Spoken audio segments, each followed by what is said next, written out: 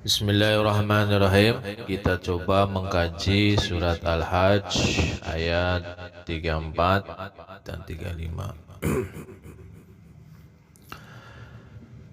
Siapa mereka orang yang disebut patuh pada Allah?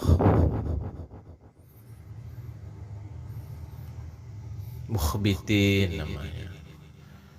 Wabasyiril mukhbitin. Di surat Al-Hajj ayat 34 Allah subhanahu wa ta'ala berfirman, wabasyiril mukhbitin, dan beri kabar gembira orang-orang yang patuh pada Allah. Lantas kita bertanya, siapa orang yang patuh itu? Alladzina idza dzukirallah. Allah subhanahu wa ta'ala menjelaskan dalam ayat selanjutnya, mukhbitin itu, orang-orang yang patuh itu, orang yang karakternya orang yang patuh pada Allah itu, alladzina idza dzukirallah, orang-orang yang apabila zukira, disebut Allah, nama Allah, wajilat qulubuhum, bergetarlah hati mereka.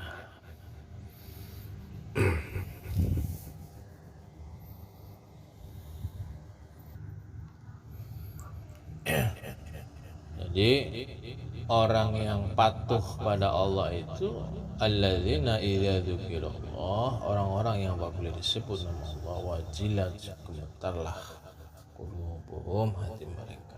Kenapa gemetar? Membayangkan ketika Allah murka,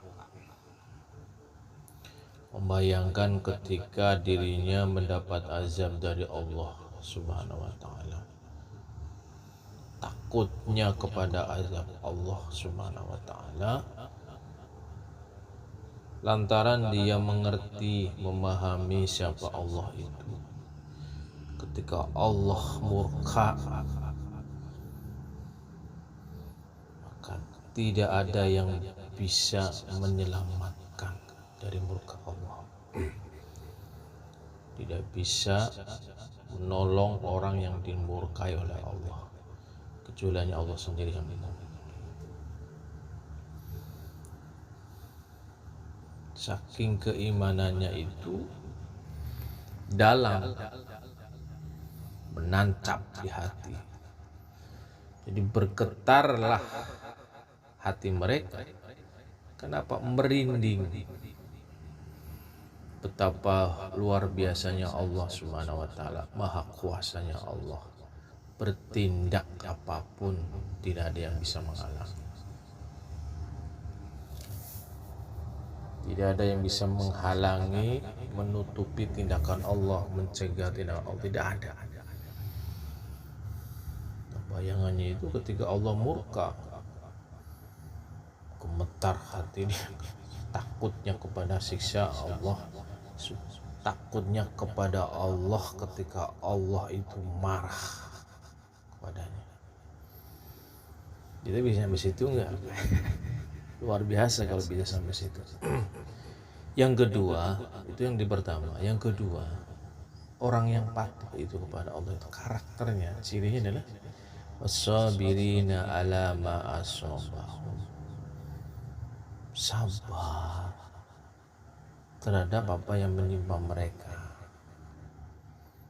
tidak banyak mengeluh apapun yang menimpa mereka, ya, yang mengenai mereka, baik itu takdir yang baik ataupun takdir yang tidak baik. Sekalipun yang menimpa itu adalah keburukan misalnya, dia akan selalu bersabar. Begitupun ketika ditimpa kebaikan dari Allah subhanahu wa ta'ala, dia bersabar dengan senantiasa bersyukur. Wasabirina, orang-orang yang sabar, ala ma asabahum, apa yang menimpa mereka. Tidak banyak mengeluhnya sama Allah subhanahu wa ta'ala, tidak mudah mengeluh dengan orang, dengan makhluk Allah. Dia akan mengeluh, ya, curhat kepada Allah di sepertiga malam yang akhir. Dia bangun tahajud, keluh dah bersama Allah Subhanahu wa taala.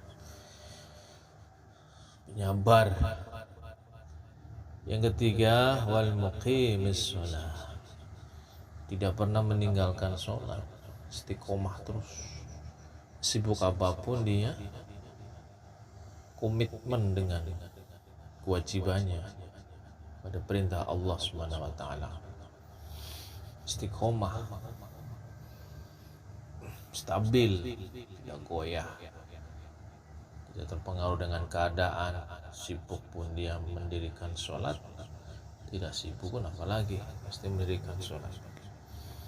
Kesusahan tidak sampai meninggalkan sholat.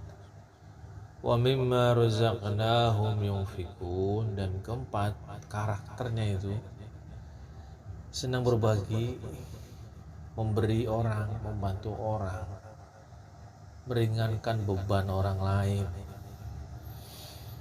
Rizki yang dia dapatkan, dia berpikir ada harta atau hak milik orang lain, sehingga dia ringan berbagi dengan yang lain. Karena di situ dia merasa ada hak orang lain yang Allah titipkan ke harta mereka. Dia bisa begitu. Hidupnya berbagi, senang berbagi, membantu orang lain, meringankan beban orang lain, kesulitan orang, peduli dengan lingkungan, peduli dengan orang lain. Wa mimma razaqnahum yunfikun. Dan terhadap apa yang berisikan pada mereka menyerahkan. Ya, tadi senang memberi pada orang, senang berbagi. Indahnya hidup ini. Hidup akan bermakna itu ketika kita di dalam hidup itu bisa berbagi, membantukah orang lain dalam kesulitan, kesempitan, kesusahan ekonomi. Dia dengan ringan tangannya itu membantu. Dan yang dia cari adalah hanya keridhaan Allah Subhanahu wa taala. Kenapa? Karena dia merasa di dalam hartanya itu ada milik orang lain. Tidak kikir, tidak pelit, tidak medit. Namun di dalam ayat lain Allah berpesan, kalaupun kita dermawan, jiwanya dermawan, suka memberi, suka menolong, jangan kelebihan, jangan terlalu banyak, terlalu boros. Jadi harus dibagi-bagi. Ya, misalkan gajiannya 3 juta, dibagi itu untuk orang lain, untuk kebutuhan keluarga sekian persen, untuk tabung sekian persen.